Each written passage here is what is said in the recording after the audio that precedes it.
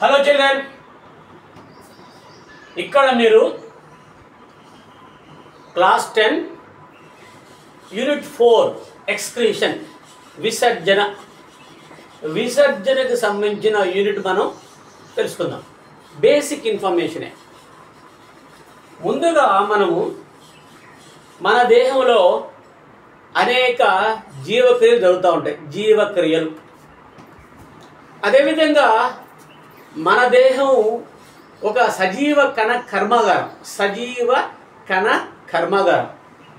అంటే ఎప్పుడు కూడా కణాలు మన దేహంలో తయారవుతూ ఉంటాయి. అలా తయారయ్యేటప్పుడు కణాలతో పాటుగా అంటే జీవక్రియల్లో కొన్ని వ్యర్థ పదార్థాలు కూడా విడుదలవుతూ ఉంటాయి. ఉదాహరణకి జీవక్రియలు అనేవి ఏంటంటే ఇవి మొత్తం కూడా 2 రకాలు. ఒకటి నిర్మాణాత్మక క్రియలు, విచ్ఛిన్న క్రియలు. ఈ రెండింటి కలిపి మనం ఏమంటే జీవక్రియలు అంటాం. నిర్మాణాత్మక క్రియ అంటే ఏంటి? నిర్మించడం, కన్స్ట్రక్షన్. మన దేహంలో మాంసకృతులు తయారవుతాయి, అందుకనే మన శరీరంలో కండరాలు తయారవుతూ ఉంటాయి. అదేవిధంగా ఇంకా ఏం తయారంటే ఫ్యాట్స్, కొవ్వులు కూడా తయారవుతూ ఉంటాయి. దాంతోపాటుగా అనేక రకాలైన హార్మోన్లు ఉత్పత్తి అవుతూ ఉంటాయి.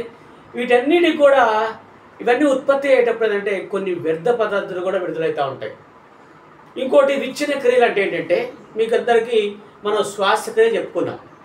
శ్వాసక్రియలో గ్లూకోజ్ అనేది విచ్ఛిన్నమైంది, దాన్ని మనం గ్లైకాలిసిస్ అంటాం. మరి గ్లైకాలిసిస్లో ఏమంటే గ్లూకోజు విచ్ఛిన్నమై గ్లూకోజ్ నుంచి ఏమొస్తాయి? కార్బన్ డైఆక్సైడ్ వస్తుంది, నీరు వస్తుంది, శక్తి వస్తుంది, వేడి వస్తుంది. ఆ శక్తి మనం ATP, అడెనోసిన్ ట్రైఫాస్ఫేట్స్ అని. అంటే నిర్మాణాత్మక విచ్ఛిన్న క్రియలు రెండింటిని కలిపి మనం ఏమంటే జీవక్రియలు అని అంటాము. జీవక్రియలు జరిగేటప్పుడు అన్ని జీవుల్లో కూడా వ్యర్థ పదార్థాలు అనేవి ఉత్పత్తి అవుతూ ఉంటాయి. ఆ వ్యర్థ పదార్థాలని తొలగించుకోవాలి వాటి యొక్క దేహంలోంచి. లేకపోతే అదంటే ఆ జీవులు మనుగడ సాగించలేవు. కణాలు తర్వాత అవయవాలు కూడా పాడైపోతాయి.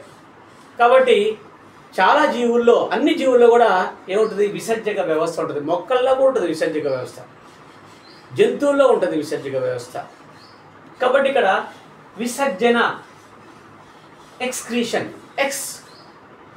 ఎక్స్ అవుట్, క్రినే, షిప్, ఇది లాటిన్ పదం. ఎక్స్ అనేది లాటిన్ పదం.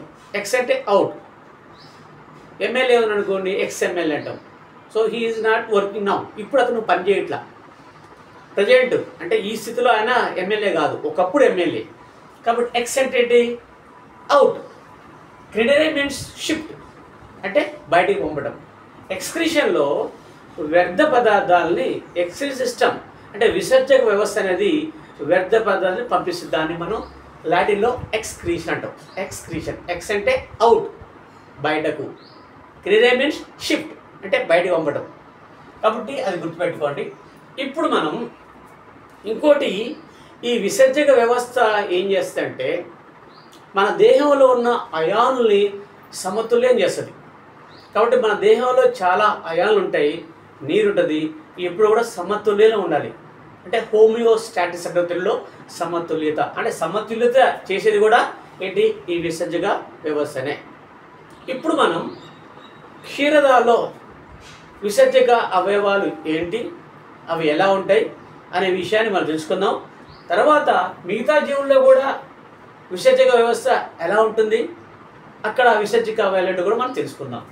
ఇక్కడ మీరు చూస్తూ ఉన్నారు, ఒక బొమ్మ ఉంది, పటం ఉంది. ఇది మానవ విసర్జక వ్యవస్థ, క్షీరదాల విసర్జక వ్యవస్థ. మానవునిలో విసర్జక వ్యవస్థ అనేది ఉన్నది. దాన్నే మూత్ర వ్యవస్థ అంటాం. మూత్ర వ్యవస్థ, ఎక్స్క్రీ సిస్టమ్, లేకపోతే మూత్ర వ్యవస్థ అంటాం. ఎక్స్క్రీ సిస్టమ్ ఆర్ యూరినరీ సిస్టమ్ అంటాం. Urinary system. ఈ యొక్క విసర్జక వ్యవస్థలో ముఖ్యంగా 2 ఉన్నాయి అవయవాలు. వాటిని మనం అంటే మూత్రపిండాలు అంటాం. వాటి ఏమంటాం మనం? మూత్రపిండాలు. మూత్రపిండాలు చిక్కుడు గింజ ఆకారంలో ఉంటాయి. అవి ఏ ఆకారంలో ఉంటాయి? చిక్కుడు గింజ ఆకారంలో ఉంటాయి. అవి ముదురు ఎరుపు రంగులో ఉంటాయి. ముదురు ఎరుపు రంగులో ఉంటాయి. అవి మన ఉదర కుహరంలో ఉంటాయి. ఇక్కడ ఉదర కుహరంలో దీన్ని మనం పృష్ఠ శరీర కుడ్యం అంటాం. ఈ వెన్నుముక్కి అటువైపు ఇటువైపు అతుక్కొని ఉంటాయి. పృష్ఠ శరీర కుడ్యానికి ఆ రెండు అవి అతుక్కొని ఉంటాయి. ఇక్కడ మీకు రెండు మూత్రాలు ఉన్నాయి కదా, మూత్రపిండాలు ఉన్నాయి కదా. ఇదేమో కుడి మూత్రపిండం, ఇదేమో ఎడమ మూత్రపిండం. కుడి మూత్రపిండం కొద్దిగా కిందికి ఉంది, ఎడమ మూత్రపిండం కొద్దిగా పెద్దగా ఉంది, పైకి ఉంది. ఎందుకు కిందికి ఉంది అంటే ఇక్కడ మనకి కాలేయం ఉంటుంది. కాలేయం జీర్ణ వ్యవస్థకు సంబంధించిన కాలేయం ఉంటుంది. ఆ కాలేయం అనేది ఈ యొక్క భాగం ఉంటుంది కాబట్టి దాని భాగం ఇక్కడ ఉంది కాబట్టి కొద్దిగా ఈ యొక్క మూత్రపిండము, కుడి మూత్రపిండం కొద్దిగా కిందిగా ఉంటుంది. తర్వాత ఈ మూత్రపిండం బాహ్యంగా ఎలా ఉంటుంది అనేది మనం తెలుసుకుందాం. ఈ మూత్రపిండం చెప్పే కదా, చిక్కుడు గింజ ఆకారాలు ఉంటాయి, ముదురు ఎరుపు ఆ రంగులో ఉంటాయి. ఈ మూత్రపిండం, దీని యొక్క మూత్రపిండం యొక్క పొడవు 10 సెంటీమీటర్స్, 10 సెంటీమీటర్లు, వెడల్పు 5 to 6, 5 నుంచి 6 సెంటీమీటర్స్. అదేవిధంగా దాని మందం మాత్రం 4 సెంటీమీటర్లు, 4 సెంటీమీటర్లు. గుర్తుంచుకోండి పిల్లలు, మూత్రపిండం యొక్క పొడవు ఎంత? 10 సెంటీమీటర్లు, వెడల్పు ఎంత? 5 నుంచి 6 సెంటీమీటర్లు, మందం ఎంత? 4 సెంటీమీటర్లు. అదేవిధంగా మూత్రపిండం పై భాగం ఇట్లా ఉబ్బెత్తుగా ఉంది, దాన్ని ఏమంటాం మనం? కుంభాకారంగా ఉంది. లోపల పుటాకారం, ఇది పుటాకారంగా ఉంది, ఇది లోపల పుటాకారం ఉంది. మనకి ఇక్కడ లేదంటే చూస్తే ఒక ఇట్లా మన నాచ్ అనమాట, అంటే ఇక్కడ కింద చూస్తే మన వంపులాగా ఉంది, గుంటలాగా ఉంది. దీని ఏమంటాం అంటే హైలం అంటాం. దీని ఏమంటాం? హైలం అనండి, హైలం. బయట కుంభాకారంగా, లోపల పుటాకారంగా ఉంటుంది. అదేవిధంగా మూత్రపిండం పైన దీనిపైన చూస్తే అది వృక్క గ్రంథులు ఉంటాయి అనండి, అది వృక్క గ్రంథులు ఉంటాయి. ఈ గ్రంథులు అనేవి అవి అంతర్స్రావి గ్రంథులు అన్నమాట. అవి హార్మోన్లు ఉత్పత్తి చేస్తాయి. ఇప్పుడు మనం మూత్రపిండం యొక్క బాహ్య నిర్మాణం తెలుసుకున్నాం. అదేవిధంగా ఇక్కడ గుంటలాగా ఉంది కదా, దాని ఏంటి? పుటాకారం భాగం. ఈ పుటాకార భాగంలో చూస్తే మీరు ఇక్కడ నీల రంగులో ఒక రక్తనాళం ఉంది, ఎర్రగా ఉన్న ఒక రక్తనాళం ఉంది. ఈ నీల రంగులో రక్తనాళాన్ని ఏమంటే అదో బృహశిర అంటాం. ఏమంటాము? అదో బృహశిర అంటాం. ఈ ఎర్రగా చూసిన దాన్ని ఏమంటే పృష్ఠధమని అంటాం. ఏమంటాం? పృష్ఠధమని. ఈ యొక్క పృష్ఠధమని చేస్తే ఈ యొక్క హైలైట్స్ లోపలికి వెళ్తుంది. దీని ఏమిటంటే వృక్క ధమని అంటాం. ఇది చీలి వృక్క ధమనిగా ఏర్పడుతుంది. అదేవిధంగా మీరు చూస్తే దీని ఏమన్నామో శిరాను, అదో బృహశిర. ఇది ఇక్కడ మనం చీలిపోయేది అన్నమాట, అది వృక్క శిరగా ఏర్పడుతుంది. ఇది మూత్రపిండం నుంచి బయటకు వస్తుంది, ఇదేమో బయటకు వస్తుంది, ఇది బయటకు వస్తుంది. లోపలికి వచ్చేటి వృక్క ధమని. అదేవిధంగా ఈ మూత్రపిండం నుంచి 2 మూత్రనాళాలు వస్తాయి. ఇవి వెనకకి వచ్చేసి మూత్రాశయాలు తెలుసుకుంటాయి. ఈ మూత్రాన్ని నిల్వ చేసుకొని తర్వాత ఎప్పుడైతే మూత్రాశయము నిండిందో అప్పుడు ప్రసేకరణ ద్వారా మనం మూత్ర విసర్జన చేస్తాం. దాన్ని మిక్చరేషన్ అంటాం, మూత్ర విసర్జన అంటాం. ఇప్పుడు మానవ విసర్జక వ్యవస్థలోని ముఖ్యమైన భాగాలు ఏంటి అనే ప్రశ్న వస్తుంది. మానవ మూత్ర వ్యవస్థలోని ముఖ్యమైన భాగాలను రాయండి, లేకపోతే మానవ మూత్రపిండ వ్యవస్థ పటం గీసి భాగాలు గుర్తించండి. అప్పుడు మీరు ఏం చేస్తారంటే మానవ శరీరంలో 2 మూత్రపిండాలు ఉంటాయి. అవి ముదురు ఎరుపు రంగులో ఉంటాయి. అవి పృష్ఠ శరీర కుడ్యానికి అతుకొని ఉంటాయి, ఉదర కుహరులో ఉంటాయి. కుడి మూత్రపిండం కిందికి ఉంటుంది, ఎడమ మూత్రం కంటే కారణం ఏంటంటే అక్కడ కాలే ఉంటుంది.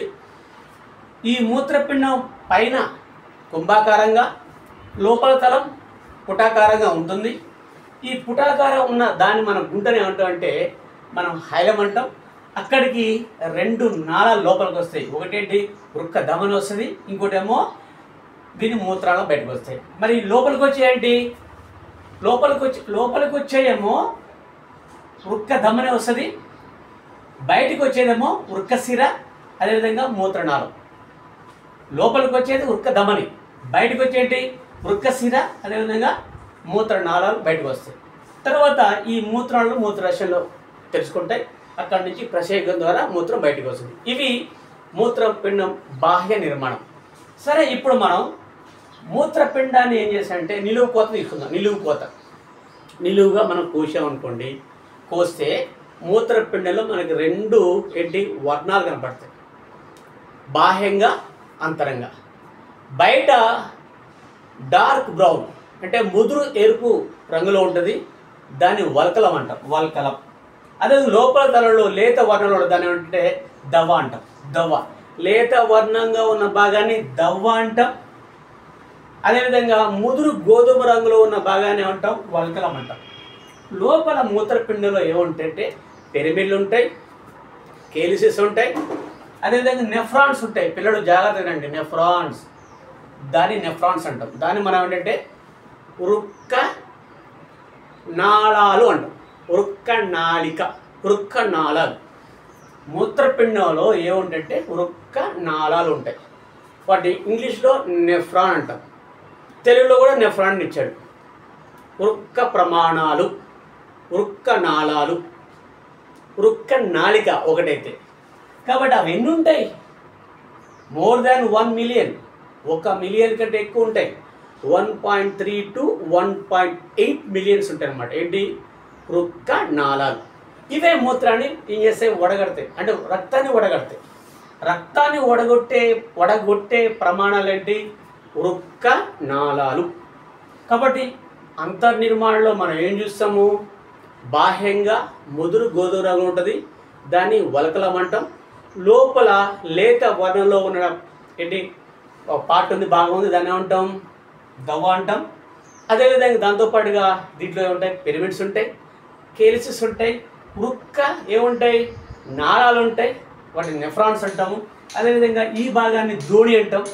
ద్రోణి వచ్చేసి ఈ మూత్రనాళాల్లో తెలుసుకుంటుంది. ఈ మూత్రనాళాలు మళ్ళీ మూత్రాశయాలు తెలుసుకుంటాయి. అక్కడి నుంచి ప్రసేకం ద్వారా మూత్రం బయటకు వస్తుంది. పిల్లలు, మనం ఇప్పుడు దాకా మూత్రపిండాల గురించి నేర్చుకున్నాము, విసర్జక వ్యవస్థ గురించి నేర్చుకున్నాము.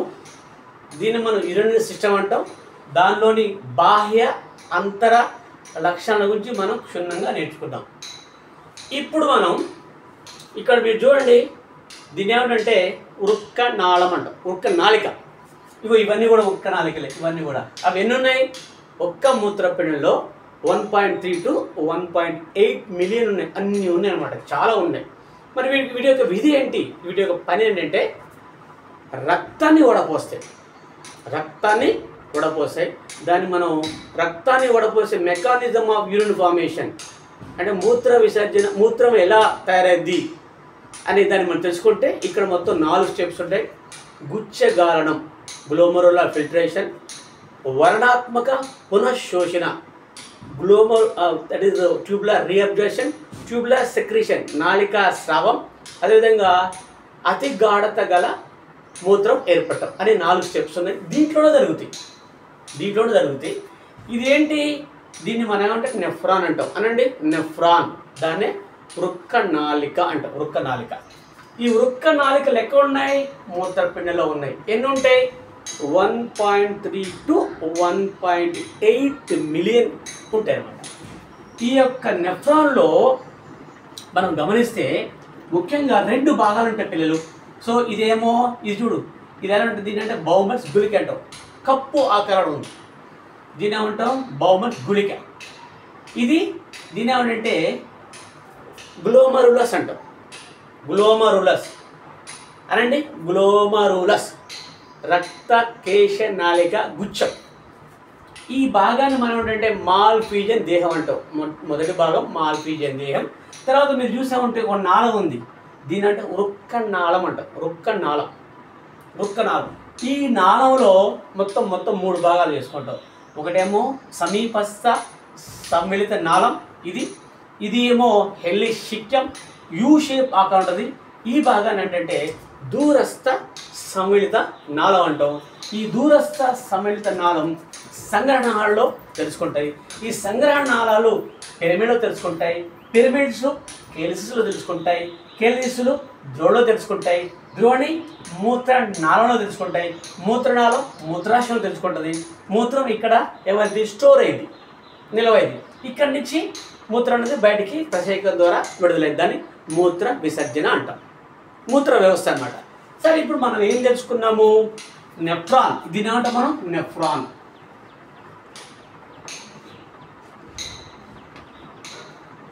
లేకపోతే ఏమంటాం మనం? వృక్క నాళిక. వృక్క నాళిక ఎన్ని ఉంటాయి? 1.3 to 1 మిలియన్ ఉంటాయి. మొదటి భాగాన్ని ఏమన్నాం మనం? మాల్ఫీజియన్ దేహం అన్నాం. దాంట్లో ఏమున్నాయి? బౌమన్స్ గుళిక ఉంది, అదేవిధంగా ఏమున్నాయి? రక్త కేశనాళిక గుచ్చం ఉంది. ఈ రక్త కేశనాళిక గుచ్చం ఎట్లా ఏర్పడుతుంది అంటే అభివాహిత అమెరిక వస్తారన్నమాట ఇక్కడికి, ఈ కప్పు ఆకారంలో ఉన్న బౌమన్స్ గుళికలోకి. దీని యొక్క వ్యాసం ఎక్కువ ఉంటుంది, దీనిలో రక్తం ప్రవహిస్తూ ఉంటుందన్నమాట. ఈ రక్తం వచ్చి ఇక్కడ వడపోయి పడుతుంది అనమాట. ఈ రక్తం వచ్చి ఇక్కడ వడపోతకు గురైంది. ఈ రక్తంలో ఉంటుందంటే నత్రజనికి సంబంధించిన వ్యర్థ పదార్థాలు ఉంటాయి. మన దేహంలో ఏమి తయారైందంటే కార్బన్ డైఆక్సైడ్ తయారైంది, అధిక మొత్తంలో నీరు తయారైంది, అదేవిధంగా నత్రజనికి సంబంధించిన వ్యర్థ పదార్థాలు ఉంటాయి, అదేవిధంగా urea, uric acid, bile salts అంటే పైత్య రసాలు ఉంటాయి, దాంతోపాటుగా లవణాలు కూడా ఉంటాయి. ఇవన్నీ కూడా బయటికి పోవాలి, ఇవన్నీ రక్తంలో ఉంటాయి. కాబట్టి అలాంటి రక్తం ఇక్కడ వస్తుంది. అంటే రక్తంలో ఏమున్నాయి? వ్యర్థ పదార్థాలు ఉన్నాయి. ఆ రక్తం వచ్చినంత ఇక్కడ గ్లోమరులస్లో రక్తకేశ నాళిక వల్ల గుచ్చం ద్వారా, ఇదేమో దీని వ్యాసార్థం ఎక్కువ ఉంటుంది, అపవాహి ధమనిక వ్యాసం తక్కువ ఉంటుంది. ఈ ట్యూబ్ సన్నగా ఉంటుంది, ఈ ట్యూబ్ పెద్దగా ఉంటుంది. కాబట్టి ఎప్పుడైతే రక్తము ఇక్కడికి వస్తుందో పీడనానికి గుర్తుంది, అధిక పీడనం గురై ఇక్కడ రక్తం అనేది వడపోయబడుద్ది. రక్తం అనేది వడపోయబడుద్ది. ఇక్కడ ఏముంటాయంటే కొన్ని కణాలు ఉంటాయి. వాటిని ఏమంటే పోడోసైడ్స్ అంటారు. పోడోసైడ్స్ ఇవేంటంటే వాటికి చిన్న చిన్న రంధ్రాలు ఉంటాయి. వాటికి చిన్న చిన్న రంధ్రాలు, ఉపకళ కణజాలం, వాటిని పోడోసైడ్స్ అంటాము. ఈ పోడోసైడ్స్ ద్వారా ఇక్కడ రక్తం అనేది వడపోతకు గురైంది. ఈ వడపోతకు గురైనటువంటి ఆ ద్రవాన్ని మనం ఏమంటే ప్రైమరీ యూరిన్, ప్రాథమిక మూత్రం ఏమంటాం? ప్రాథమిక మూత్రం. ఈ రకంగా ఇక్కడ ప్రాథమిక మూత్రం ఏర్పడుతుంది. ఎక్కడ? బౌమన్స్ గుళికే. ఈ గుళిక నుంచి ఎట్టిపోద్ది? ఈ నాళం, దీని ఏమన్నా మనం వృక్క నాళం అండి. ఈ వృక్క నాళంలో మొత్తం ఎన్ని భాగాలు ఉన్నాయి? 3 భాగాలు ఉన్నాయి. ఒకటేమో సమీపస్థ సమళిత నాళం, ఇంకోటేమో యూ షేప్ ఆకారం ఉంది కదా, దాన్ని హెల్లిషిక్ అన్నాం. దీన్ని ఏమంటాం? దూరస్థ సమళిత నాళం అన్నాం. ఈ దూరస్థ సమళిత నాళం సంగ్రహణలో తెలుసుకుంది. సరే, బాగుంది. ఇక్కడికి వచ్చిన ప్రాథమిక మూత్రంలో అధిక శాతంలో ఏముంటాయి? నీరు ఉంటుంది. ఆ నీరు మళ్ళీ మనం ఏం చేయాలి? పునఃశోషణ గురి కావాలి. లేదా అంతా నీరు పోతే మనకి అది డిహైడ్రేషన్ జరుగుద్ది. నీరు మొత్తం బయటకు పోతే మనం బతకలేము. కాబట్టి మళ్ళీ అది నీటి పునఃశోషణ జరగాలి. గ్లోమరులర్ ఫిల్ట్రేషన్ అంటారు, లేకపోతే ట్యూబులర్ రీఅబ్జర్షన్. నాళిక అంటే వర్ణాత్మక పునఃశోషణ జరుగుద్ది. ఇక్కడ దీంట్లో ఉన్న ప్రాథమిక మూత్రంలో ఉన్న 75% నీరు మళ్ళీ ఇక్కడ ఏమవుతుందంటే శోషణకు గురైంది అనమాట, పునఃశోషణ. అది ఎవరు చేస్తారు? సమీపస్థ సమళినాలకి చేయదు. ఇక్కడ చూడండి, అపవాహి ధమనిక ఉంది కదా, ఇదేం చేస్తుంటే అపవాహి ధమనిక ఈ వృక్క నాళిక చుట్టూ ఒక వలలాగా ఏర్పడుద్ది. దాన్ని ఏమంటే ఇక్కడ ఉంది బాహ్య రక్తకేశ నాళిక వ్యవస్థ అంటారు. బాహ్య రక్తకేశ నాళిక వ్యవస్థ ఒక నెట్వర్క్. ఈ యొక్క నెట్వర్క్ బాహ్య రక్తకేశ నాళిక వల ఏం చేస్తుంటే ఇవి చూడండి, సమీపస్థ సమళిత నాళలో ఉన్న ప్రాథమిక మూత్రంలో ఉన్నటువంటి నీరుని పునఃశోషణ చేసేది. అదేవిధంగా దాంట్లో ఉన్నటువంటి glucose, amino acids, fatty acids, ఇంకా మనకి ఉపయోగపడే పదార్థాలు మొత్తం కూడా ఏం చేస్తారంటే పునఃశోషణ చేస్తారన్నమాట. దీన్ని ఏమంటే వర్ణాత్మక పునఃశోషణ అంటాం. ఇక్కడ జరుగుద్ది వేడి ద్వారా, బాహ్య రక్తకేశ నాళిక వల ద్వారా ఏం జరుగుద్దంటే ఏం జరుగుద్ది? పునఃశోషణ జరుగుద్ది. దాన్ని ఏమంటే వర్ణాత్మక పునఃశోషణ అంటాం. తర్వాత ఇక్కడ పునఃశోషణ జరిగిన తర్వాత ఇక్కడేమో సమీపస్థ సమళనాలతో ఎంత నీరు? 70% నీరు పునఃశోషణ జరిగింది. ఇక్కడ దాని హెల్లిషిక్యంలో 10% నీరు మళ్ళీ పునఃశోషణకి గురైంది. తర్వాత ఎప్పుడైతే ఇక్కడి నుంచి దూరస్థ సమళిత నాళంలోకి వచ్చిందో దాని యొక్క గాఢత అనేది ఇంకా పెరుగుద్ది. ఎందుకు పెరుగుద్ది అంటే ఇక్కడ చూడండి దీంట్లో ధ్యానం మనం బాహ్య రక్త కేశనాళిక లో కొన్ని లవణాలు ఉంటాయి, అయాన్లు ఉంటాయి. అవి ఏంటంటే సోడియం, పొటాషియం, అదేవిధంగా క్లోరైడ్, హైడ్రోజన్. ఇవేం చేస్తాయంటే ఇవి మనకి పనికిరానివి. అవి ఇక్కడ దాన్ని ఏమంటే నాళిక స్రావం అంటాం. నాళిక స్రావం అంటే ఇక్కడి నుంచి ఏం చేస్తాయంటే మళ్ళీ దూరస్థ సమ్మిళిత నాళంలోకి అదేవిధంగా సంఘటనలోకి అవి ఏం చేస్తాయంటే వెళ్ళిపోతాయి, స్రవించబడదు అన్నమాట. అప్పుడు ఇంకా యొక్క మూత్ర యొక్క గాఢత బాగా పెరిగి ఎప్పుడైతే అధిక గాఢత గల మూత్రం ఇక్కడే పడుతుంది, ఎక్కడ దూరస్థ సమ్మిళిత నాళంలో అదేవిధంగా సంఘటనలో కూడా ఏర్పడుద్ది. అప్పుడు ఎప్పుడైతే అధిక గాఢత గల మూత్రం ఏర్పడిందో ఆ టైంలో వాసోప్రెసిన్ అనే హార్మోన్ విడుదలైంది. వాసోప్రెసిన్ హార్మోన్ విడుదలై మనం ఏం చేస్తామంటే అధిక గాఢత గల మూత్రాన్ని మనం విసర్జిస్తాం. ఎక్కడ సంఘటనాలం, మళ్ళీ ఎక్కడ తెలుసుకుంటాయి పిరమిడ్లు, పిరమిడ్ నుంచి ఏంటి క్యాల్సిస్ నుంచి ఇక్కడ ద్రోణి నుంచి మూత్రనాళము, మూత్రనాళం నుంచి వెళ్ళిపోతే మూత్రాశయం పోతే అక్కడ నుంచి ప్రత్యేకత బయటకు వెళ్తాం. ఈ రకంగా అధిక గాఢత గల మూత్రాన్ని మనం విసర్జిస్తాం. వాసోప్రెసిన్ హార్మోన్ కనుక ఉత్పత్తి కాబోతే, స్రవించబడబోతే అప్పుడు అతి తక్కువ గాఢత గల మూత్రాన్ని మనం విసర్జించాల్సిన అవసరం ఉంది. అది జబ్బు. దాని ఏమంటే డయాబెటిస్ ఇన్సిపిడియస్ అంటాం. దాని ఏమంటాం అతి మూత్ర వ్యాధి అంటాం. ఈరోజు ఇప్పుడు మనం ఈ వీడియోలో మనం ఏం తెలుసుకున్నాం, నెఫ్రాన్ యొక్క నిర్మాణం తెలుసుకున్నాం. నెఫ్రాన్లో ఉన్న ముఖ్యమైన భాగాలు తెలుసుకున్నాం. నెఫ్రాన్ అనేవి ఎక్కడ ఉంటాయి, మూత్రాశయంలో ఎన్ని ఉంటాయి, 1.3 to 1.8 మిలియన్ ఉంటాయని చెప్పుకున్నాం. అదేవిధంగా ఈ నెఫ్రాన్లో ఈ యొక్క రక్తం ఎలా వడపోత గురైద్ది అనే విషయాన్ని కూడా మనం తెలుసుకున్నాం. 4 ఉన్నాయి దాంట్లో స్టేజెస్. ఒకటేంటి ఇక్కడ జరిగేదంటే గ్లోమరులర్ ఫిల్ట్రేషన్. ఇక్కడేంటి ట్యూబులర్ రీఅబ్జర్షన్, గుచ్చే గాలం అంటాం. ఇక్కడేమో ట్యూబులర్ రీఅబ్జర్షన్ అంటే వర్ణాత్మక పునఃశోషణ అంటాం. తర్వాత ఇంకోటి ఏంటి ట్యూబులర్ సెక్రేషన్, నాళిక స్రావం జరుగుతుంది ఇక్కడ. తర్వాత ఇక్కడ సంఘటనలు దూరస్థ సమ్మిళితంలో అతి గాఢత గల మూత్రం ఎప్పుడు ఏర్పడింది, వాసోప్రెసిన్ ఉన్నప్పుడు అతి గాఢత గల మూత్రం ఏర్పడి అది మనం ఆ యొక్క మూత్రాన్ని విసర్జిస్తాం. కాబట్టి ఇప్పుడు మనం ఏం నేర్చుకున్నాం, నెఫ్రాన్ యొక్క నిర్మాణాన్ని క్షుణ్ణంగా తెలుసుకున్నాం. తర్వాత ఈ యొక్క విసర్జక వ్యవస్థలో ఇది ఒక అతి ముఖ్యమైన నిర్మాణం. కాబట్టి వీటంటే structural and functional units of kidneys అంటాం. నిర్మాణాత్మక క్రియాత్మక ప్రమాణాలే ఇవేంటి నెఫ్రాన్స్. దాన్నే మనం అంటాం వృక్క నాళాలు. ఒకటైతే వృక్క నాళిక. ఇప్పుడు మనం మూత్రపిండ వ్యవస్థ గురించి మనం క్షుణ్ణంగా తెలుసుకున్నాము. మూత్రపిండ వ్యవస్థలో ముఖ్యమైన భాగాలంటే 2 మూత్రపిండాలు, 2 మూత్రనాళాలు, మూత్రాశయం, ప్రసేకం. మూత్రపిండం ఏ ఆకారంలో ఉంటుంది, చిక్కుడు గింజ ఆకారంలో ఉంటుంది. ఏ వర్ణంలో ఉంటుంది, ముదురు ఎరుపు రంగులో ఉంటుంది. లోపల తలం పుటాకారంగా, బయట కుంభాకారంగా. ఈ యొక్క అంటే ఈ యొక్క గాడిలాగా ఉండే బాగానే ఉంటాం మనం, గుంటల బాగానే అంటాం, హైలం అంటాం. ఇక్కడికి ఏమొస్తుంది లోపలికి, వృక్క దమనం వస్తుంది. ఏ బయటకు వస్తాయి, వృక్క సిర పోతే బయటికి, అదేవిధంగా ఇవి మూత్రనాళాలు బయటకు వెళ్తాయి. ఈ యొక్క వృక్క దమనం చేస్తే రక్తాన్ని పట్టుకొస్తుంది. ఆమ్లజని సహిత రక్తాన్ని ఎక్కడికి, ఈ యొక్క నెఫ్రాన్కి. ఈ నెఫ్రాన్ ఏమవుతుంది, ఈ నత్రానికి సంబంధించిన పదార్థాలు ఫిల్టర్ అయిపోతాయి, వడపోయి పడతాయి. తర్వాత మళ్ళీ ఈ వడపోయిన రక్తం ఉంది కదా, అంటే శుభ్రమైన రక్తం. ఈ రక్తం మళ్ళీ వృక్క సిర ద్వారా మళ్ళీ ఎటుపోతుంది, గుండెకి పోతుంది. సో ఈ రకంగా మనం ఈ యొక్క మూత్రపిండ వ్యవస్థలోని ముఖ్యమైన భాగాల్ని నెఫ్రాన్ గురించి మనం నేర్చుకున్నాం. ఇప్పుడు చూడండి, ఇక్కడ మీరు మొక్కల్లో కూడా విసర్జక వ్యవస్థ ఉంది. మొక్కల్లో కూడా జీవక్రియలు జరుగుతాయి. అక్కడ కూడా నిర్మాణాత్మక క్రియాత్మక విచ్ఛిన్న క్రియలు జరుగుతాయి. మొక్కలు కూడా మళ్ళాగానే కార్బోహైడ్రేట్ తయారు చేసుకుంటాయి, ప్రోటీన్ తయారు చేసుకుంటాయి, లిపిడ్ తయారు చేసుకుంటాయి, అదేవిధంగా శ్వాసిస్తాయి. వీటిని జీవక్రియలు. వీటితో పాటుగా వ్యర్థ పదార్థాలు వస్తాయి. అవి ఏ రకంగా అవి బయటకు పంపిస్తాయంటే ట్రాన్స్పిరేషన్, బాష్పోత్సేకం ద్వారా. అదేవిధంగా కొన్ని వ్యర్థ పదార్థాలని ఆకుల్లో నిల్వ చేసుకుంటాయి, ఆకులు కింద పడిపోతాయి. అదేవిధంగా కొన్ని వ్యర్థ పదార్థాలని బార్కులో బెరడులో నిల్వ చేసుకుంటే బెరడు కూడా ఊడిపోతూ ఉంటుంది. అదేవిధంగా కొన్ని వ్యర్థ పదార్థాలు పండ్లలో ఫ్రూట్స్లో కూడా నిల్వ చేసుకుంటాయి, వాటిని జ్వాలా కణాలు అంటాం.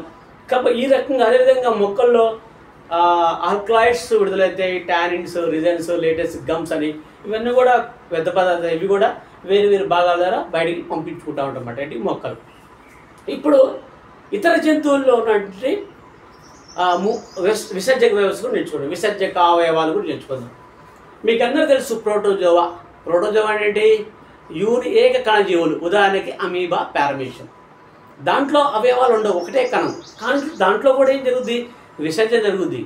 అంటే వ్యర్థ పదార్థాలు బయటికి పోతాయి. ఎలా పోతాయి అంటే వ్యాపనం ద్వారా. వ్యాపనం ద్వారా ప్రోటోజోవాలో ఏం జరుగుద్ది, విసర్జన జరుగుద్ది. అదేవిధంగా పొరిఫెరా సిలెంట్రేట్స్. పొరిఫెరాకి ఎగ్జాంపుల్ స్పాంజెస్. ఇవి ఎక్కడ ఉంటాయి, సముద్రంలో ఉంటాయి. ఇవి సముద్రంలో ఉంటాయి కాబట్టి వాటికి ఏముంటాయి, సన్న రంధ్రాలు ఉంటాయి, నీరు అనేది అటు ఇటు ప్రవహిస్తూ ఉంటుంది. కాబట్టి దాంట్లో ఉన్న మలినాలు వ్యర్థ పదార్థాలు బయటికి పోతాయి అన్నమాట. నీటిలో మునుగుతూ ఉంటాయి కాబట్టి నీటిలోనికి చేరుడు ధర అవి ఏం చేస్తాయి, దాంట్లో వ్యర్థాలు బయటికి పోతాయి.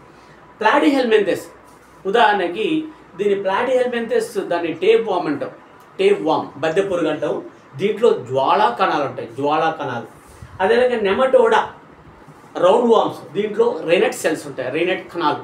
ఈ రేనెట్ కణాలు నెమటోడ్లో విసర్జనకు ఉపయోగపడతాయి.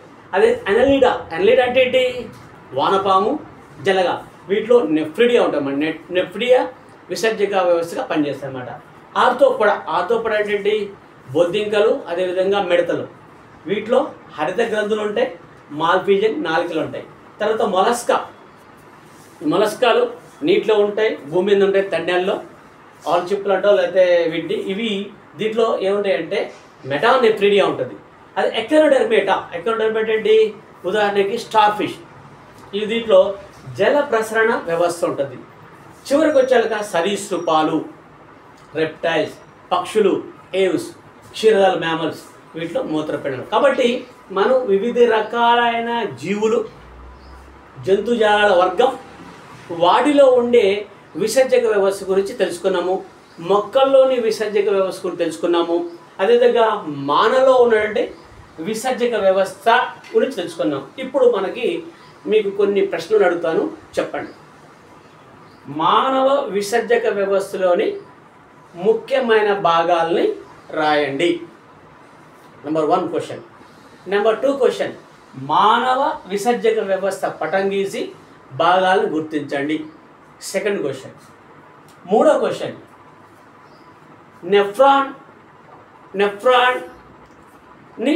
నెఫ్రాన్ నిర్మాణాన్ని వివరించండి. నెఫ్రాన్ పటం గీసి భాగాలను గుర్తించండి. ఇంకోటి లాస్ట్ క్వశ్చన్, వివిధ జీవుల్లోని వర్గాలు, వాటిలోని విసర్జక వ్యవస్థ గురించి రాయండి.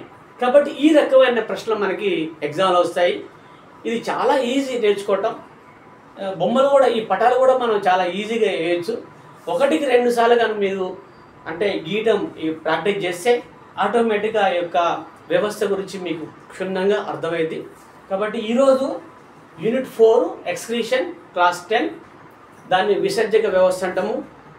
ఎక్స్ అంటే అవుట్, క్రినే అంటే షిఫ్ట్, ఇది లాటిన్ పదం. కాబట్టి ఈ యొక్క విషయాన్ని మనం పూర్తిగా తెలుసుకున్నాము. దీని గురించి ఇంకా వివరంగా మనం నెక్స్ట్ అకాడమిక్ ఇయర్లో 24లో మళ్ళీ మనం తెలుసుకోవడానికి ప్రయత్నం చేద్దాం. Thank you children.